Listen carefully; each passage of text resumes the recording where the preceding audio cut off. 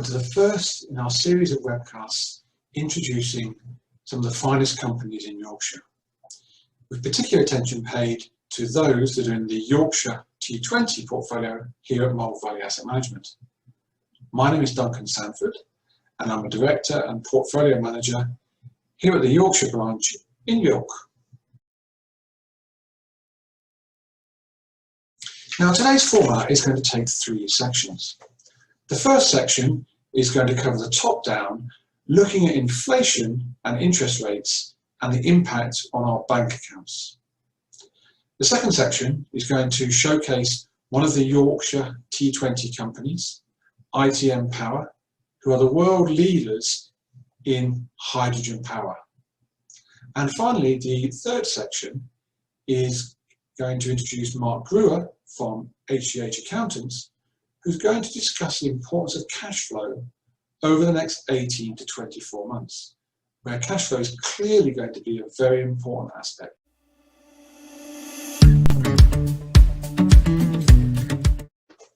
So I'd like to welcome our first guest now, Alan Higgins, the Chief Investment Officer of Coutts, the Queen's Bank. Now, Alan has multiple decades of investing, I believe 4 market corrections. Yeah. 4 large market corrections. 4 large market corrections, very good. And he's achieved many successes in a long, distinguished career. He became the head of fixed income at Daiwa at age 27. And today Alan's here to talk to us about inflation, but with interest rates below 2% for the next decade. So not great for our savings, our bank savings. So welcome, Alan. So maybe you can talk a little bit more about your idea behind interest rates remaining so low for a decade. Yeah, thank you, Duncan. So it has really changed. You know, it takes me back. You mentioned, started talking about corrections. I've seen, 4 big ones, which I'm going to come on interest rates. But the first big one was 1987. I just started my career. And what a difference. The key difference is equities then were competing with circa 9 to 11% interest rates in the US and UK. So just step back a bit, imagine that.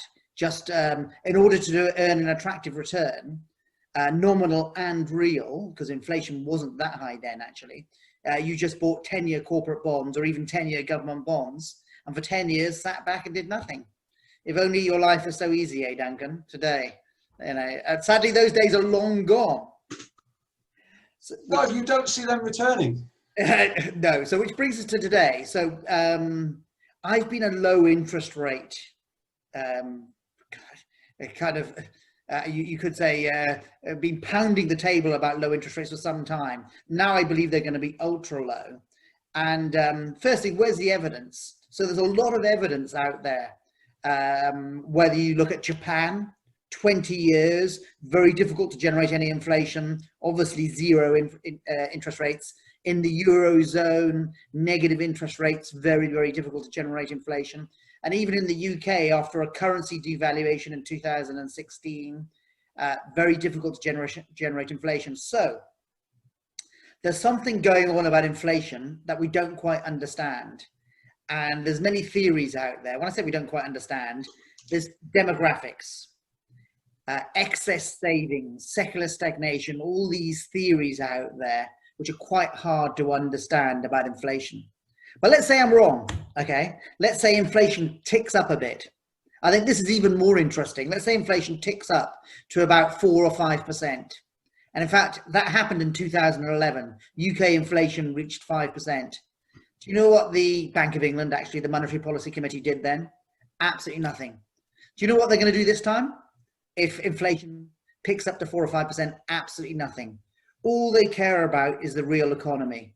And so therefore, you can look at it from 2 ways. One, there's very, very strong evidence of low inflation globally. It's very hard to generate inflation. You need a currency devaluation like the likes you see in Turkey to generate inflation. Mm-hmm.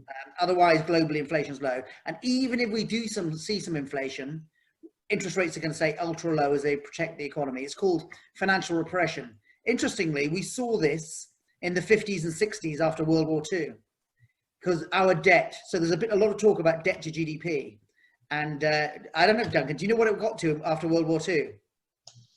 I don't know the exact number. Go on, Alan, tell me. 250%. Now we're worried about it being. Do you know how they got rid of that 250%?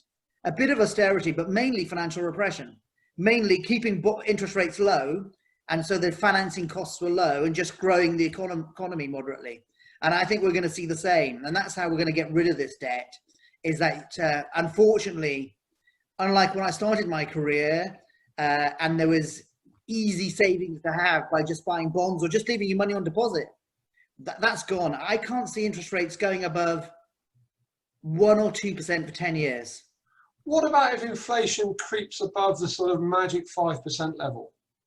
Okay, it's a fair point. Okay, but I think above that, a little bit above that, not an issue. But I think what you're hinting at is what happens if we have something. Let's forget the 1970s for the moment, but let's say we have a Lawson boom. For those of you listening in who can remember that, not Nigella Lawson, her father, Nigel Lawson.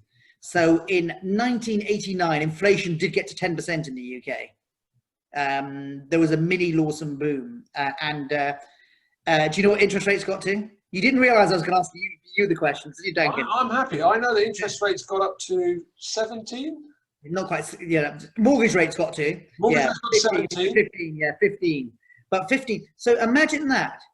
A huge nominal rate and a huge real rate. A 5% real rate.